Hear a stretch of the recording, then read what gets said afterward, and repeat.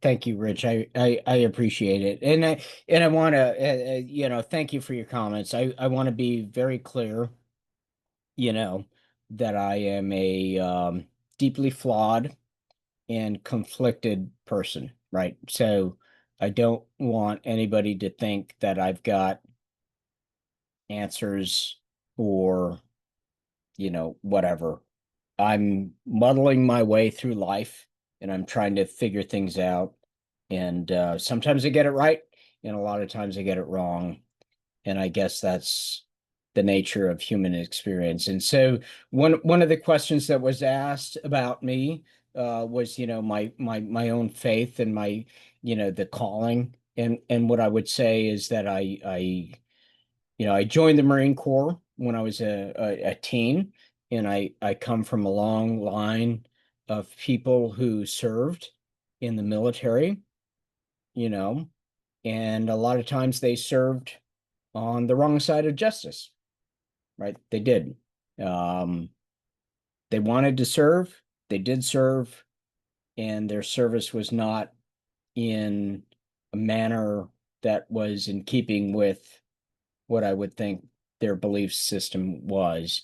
And I myself have found myself in the same trap. I mean, obviously, I served, um, for the United States government, and I would like to think that everything that we engaged in was honorable, but that's just not the truth, right? It's not the truth. And a lot of things that the U.S. government has done from the beginning of the United States government has not necessarily been right, has not necessarily been just. But that I don't think it necessarily takes away from people who want to serve. I encourage service, and we hope that the electorate would would be responsible with that service. And I would also say that beyond the military service, I've questioned my religiosity and my belief system a number of times, and I've always felt compelled to serve. But I've been conflicted in that service, and do I believe in the religion that my parents taught me to believe in?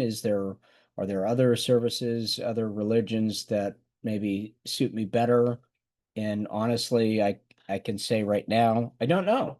I don't know.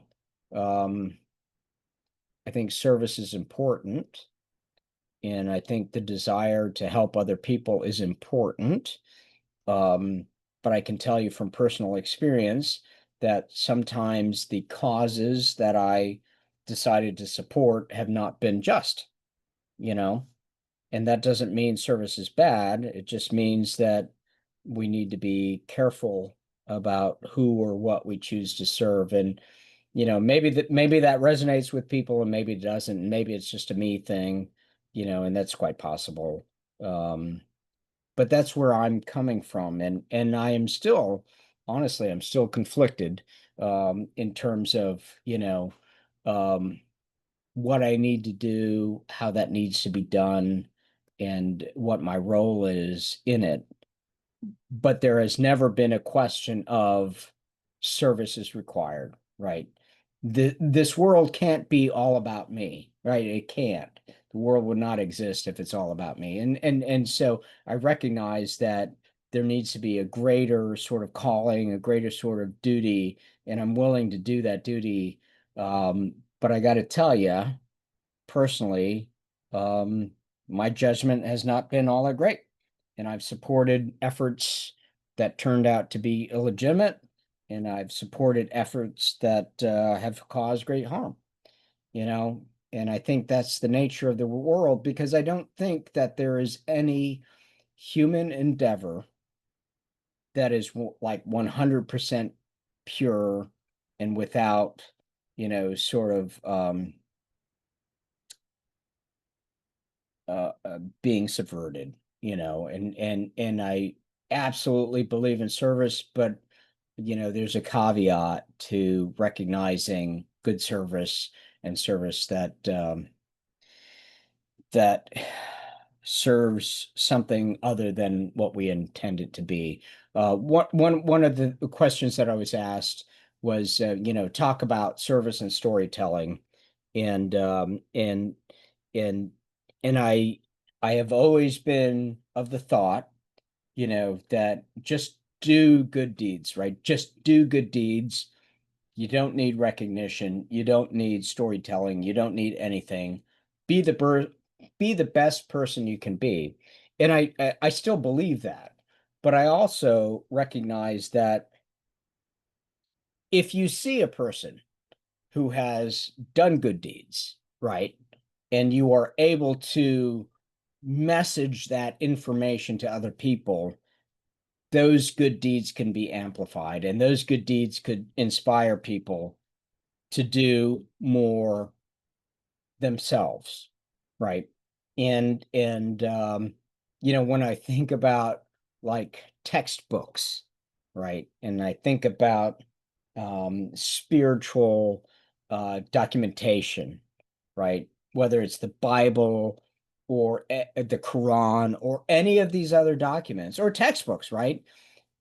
Those document the human experience, whether it's spiritual or academic or understanding the nature of the world.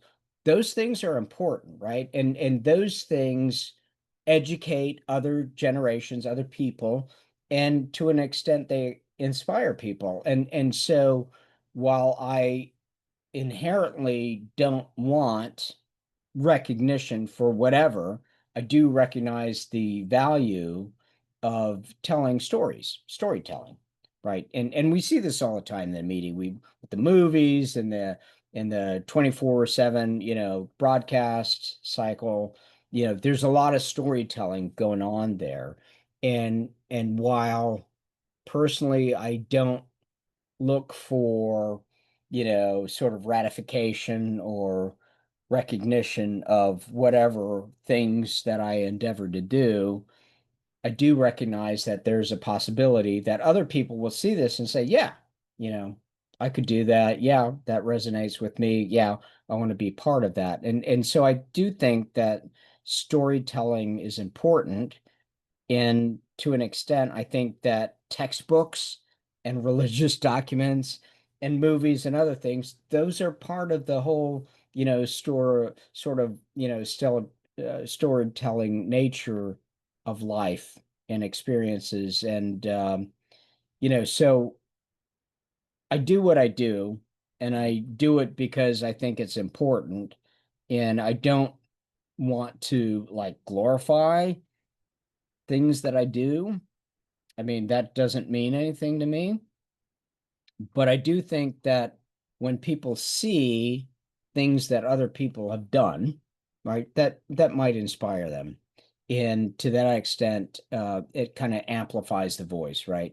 Because I can vote however I vote, but if other people see the way I vote and if they come to understand those sorts of things, they might, amplify the voice. And I think that's important. And that's why I think storytelling is important. And I gotta say, you know, what is the Bible? What is the Quran? What is whatever? It's storytelling. It is people sharing experiences of things that have happened, and if it resonates with you, that's awesome. And if it doesn't, you can just move on.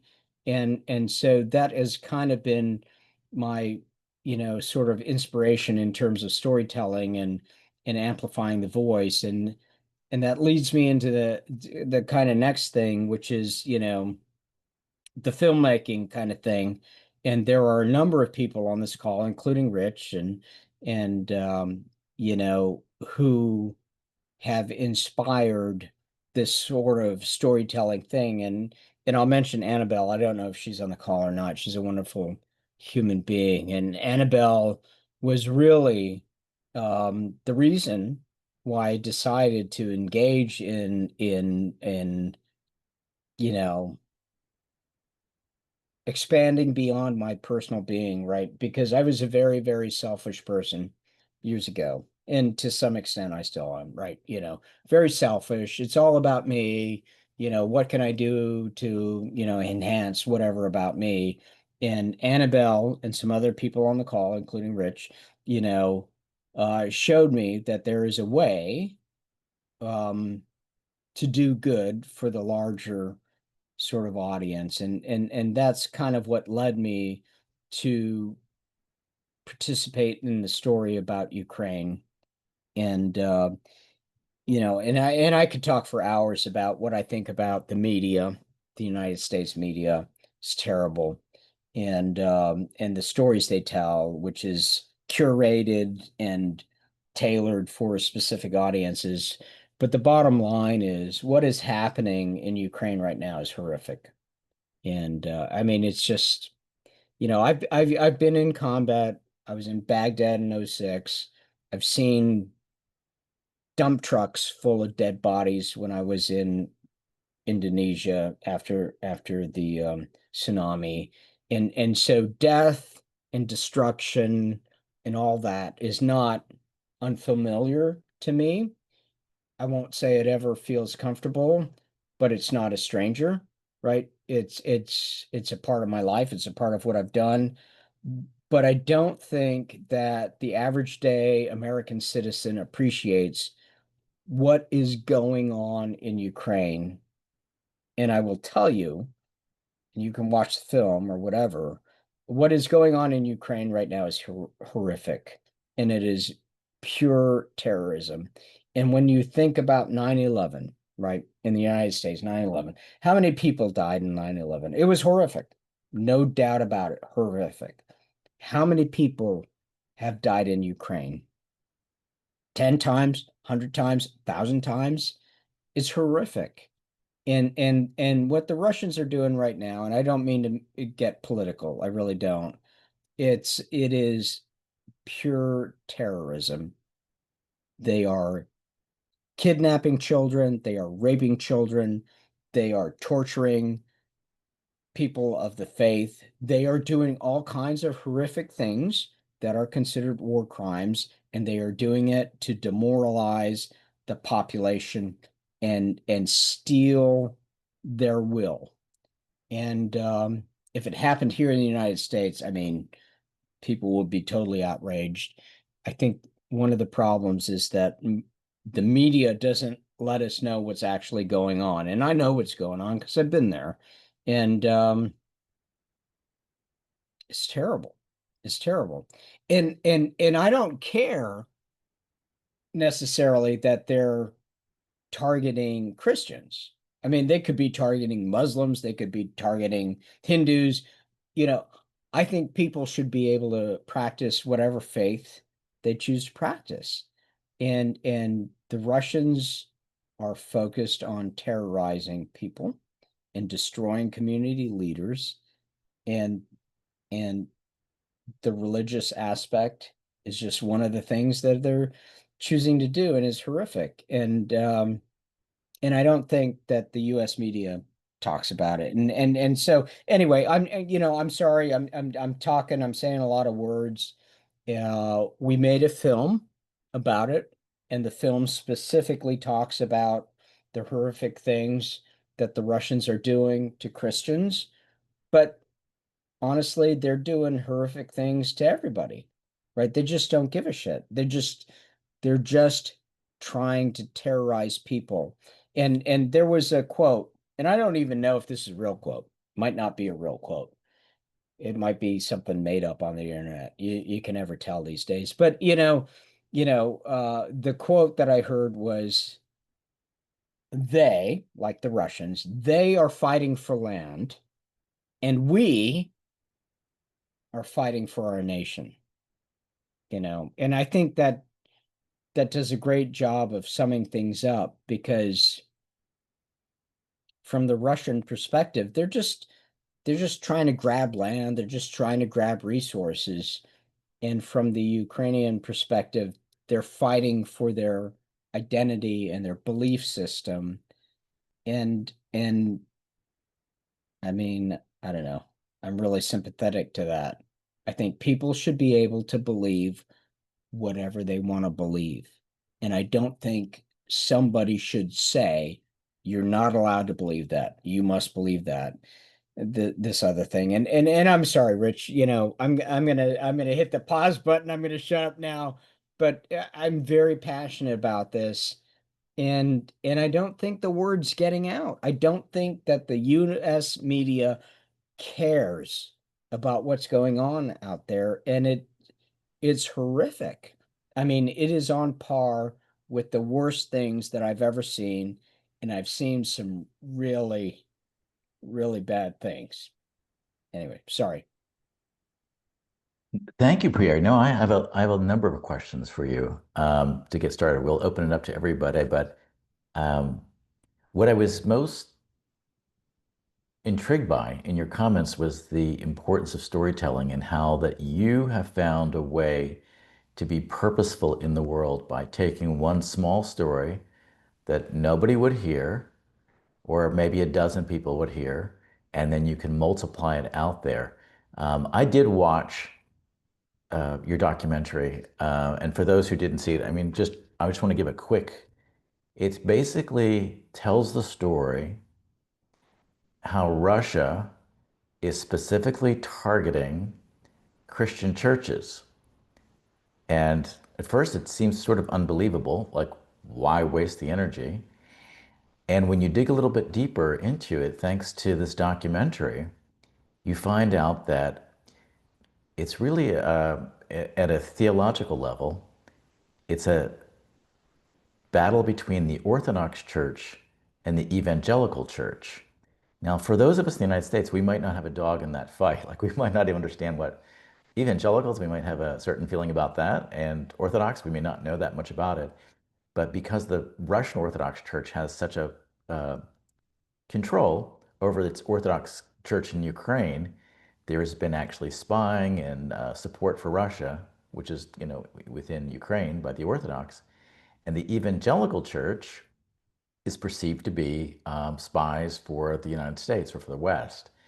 And so, what the documentary shows is literally Russia using its precious resources, really, to follow a pastor around and drop a drone on his car or blow up a pastor's house and kill his kids. It was very, very, you're right, there's some terrible stuff in there, very heartbreaking.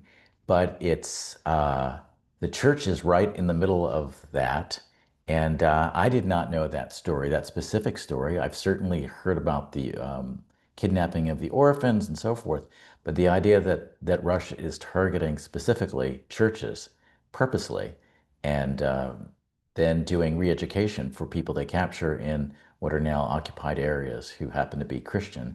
And there was stories of torture and so forth. And one of the people in the documentary is a teenager who escaped indoctrination, which they will be forced to serve in the Russian military, which is its own form of brutality. Jason, who is on the call, Annabelle is on the call, by the way, and Jason Bellini did a story that won an award where he followed a kidnapped young person who escaped as well.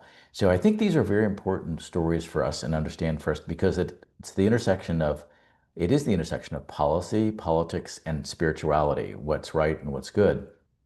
It is striking when I watch these things. For me, the question spiritually is, um, wow, the power of one evil person, to be blunt, like what Putin has done has has the ripple effect of just that evil of a dictator is remarkable. Um, so I was just curious, Pierre, in the first place, I know that you do produce movies, you're philanthropic. How did this story even come to you? This story about Christians in Ukraine? Yeah, no, thank you. I appreciate that. And so I've been interested in supporting Ukrainians for a long time, probably 4 years, and somebody approached me with the story and said, are you aware of X, Y, and Z? And I was not. And they showed me what was happening. And I said, yeah, I want to be a part of it. I gotta say, Rich, and I appreciate your comments, is that in my history, in Iraq, we saw Sunnis versus Shias, and that might not mean much to folks on the call. I understand that. Um, but maybe they can relate to Protestants versus Catholics in Ireland and in Europe and other places. And you're thinking we all worship the same God. Why are we killing each other over these things? And it's so crazy to me from an outsider, right? Because I'm not Irish and I'm not whatever. It just seems crazy to me that we amplified these seemingly minor distinctions and decided that it's worth killing each other over. And it's just not. It's just not. It's baffling to me. But I think that some you know, leaders seek to exploit any kind of scene, any kind of scene to further Mhm. their own goals. And I think this is a classic example of it. The difference between Catholicism and Protestants is seemingly minor. The distance between Sunnis and Shia is seemingly minor, but apparently that's reason enough to kill each other. I don't know. I don't Yeah, know. the history of the history of the way religion's been manipulated by leaders for their own ends, and for Christians, many probably don't know, but in Germany during the Protestant Christian Wars, like a third of all young men were killed in Germany over whether you were a Christian or whether you were Catholic or Protestant. So that is while spirituality, I think, is one of the most, for me, it's the most important thing we can develop in our life. It is also co-opted by political organizations, and that's really what's happening in Russia. I do want to open it up to see if there are any other questions. I have a few more, but if anybody else has a question or comment for Pierre.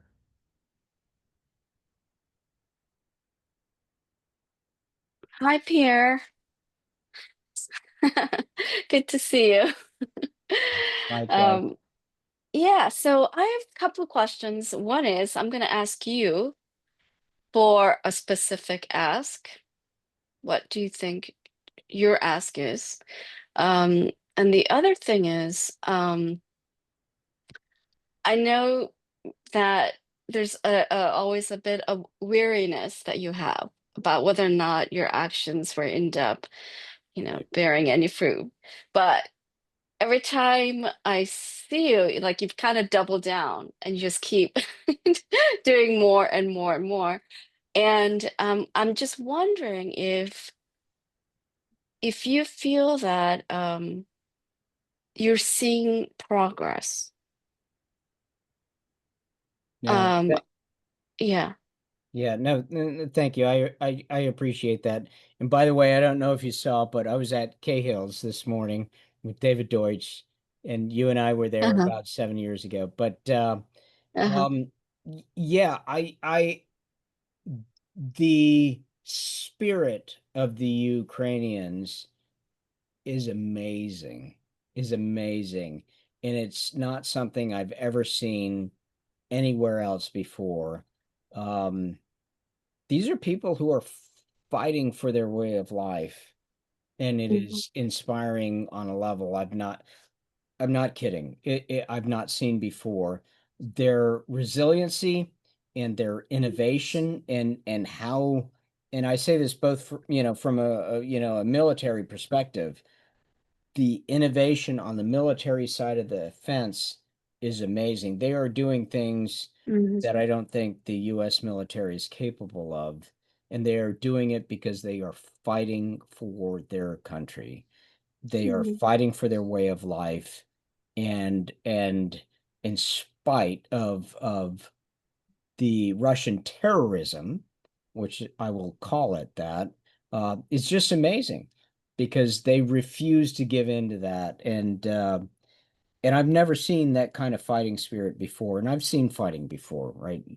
I was in the Marine Corps 25 years. I've not seen that kind of fighting spirit before. And I don't know if I answered your question. I apologize if I haven't. Back over to you. Oh, you didn't answer the first question, which was, what is your ask? What My do you want? Mhm. my ask is that people look at what's going on and decide if that is important to them. And if it is important to them, please give. Please give as much as you can where you can. And there are lots of different ways to give, and I'd be happy to share those ways. But my ask is that they look into the conflict, because I don't think the media, the US media, advertises what's really going on over there. And so I would Mhm. hope that people watch the movie, explore other sources of information, right? And come to their own conclusions. And if this is something that they feel that they would like to support, I would ask them to support. So that's the ask. Thank you, Pierre. Thank you for everything. Yes, and that was a beautiful shout out Mm. I gave to Annabelle back and forth. So that was very sweet to hear Mhm. the impact she had on you and then the impact you've had on her. Mm. Uh, I was just curious if anybody else had a question. I have one that's a little off this topic, but anybody else? Katrina? I have maybe two quick comments. One, my hypothesis as to why, and Pierre, please reflect on that if as you may want. My hypothesis as to why the Russians are targeting evangelical Christians is because that community in Ukraine is so well organized. And when you target belief, that change, that affects everything. But from what I've seen, evangelical Christians are um, much more efficient than any government institution that I've seen on the ground, because they have access to people. They are able to operate, without that issue of corruption that we see in other institutions. Yeah. They have a level of trust and have people's trust in a way other institutions may not. And that's a threat. That's a threat to the invading power. And so I would love for you to reflect on that for us. And then I have one other quick comment I want to make. No, thank you. I really appreciate that. And my apologies for not recognizing Katerina, because I failed to recognize that she and I met about a year ago, and we tried to get something to work, and because of the US government it didn't work. But it doesn't mean that we didn't try really hard, and I appreciate all of your efforts in that.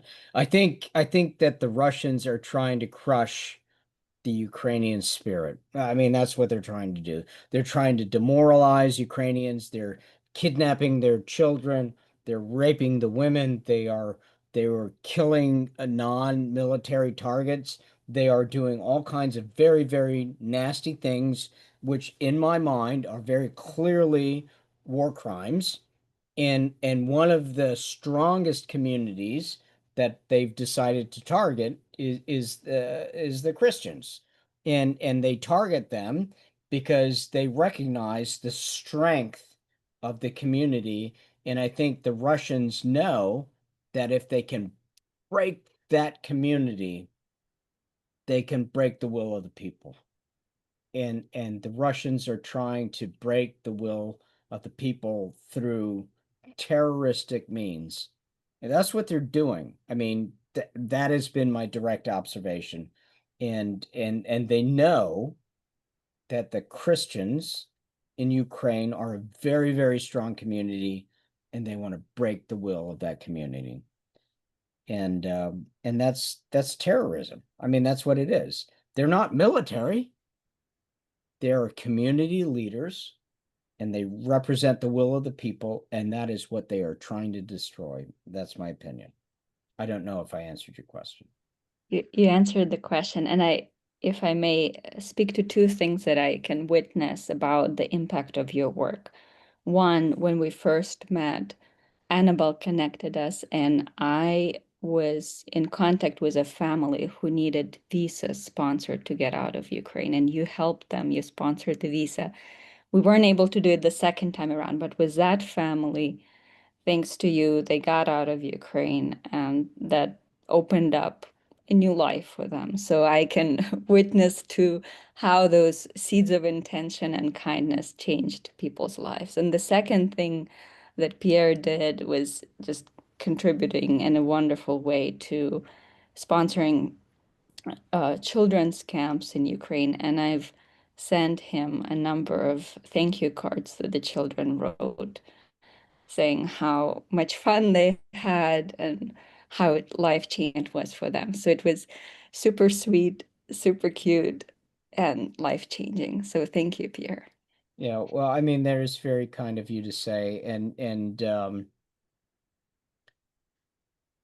probably going off on a tangent here, but there are things that we can do within our means, right? And if we have the means, I think we have an obligation to do something with that. And that doesn't have to be Ukraine, right? That can be people who are losing their SNAP benefits like today, right? There are a lot of people in this world that are hurting, like seriously hurting, like life or death hurting right now.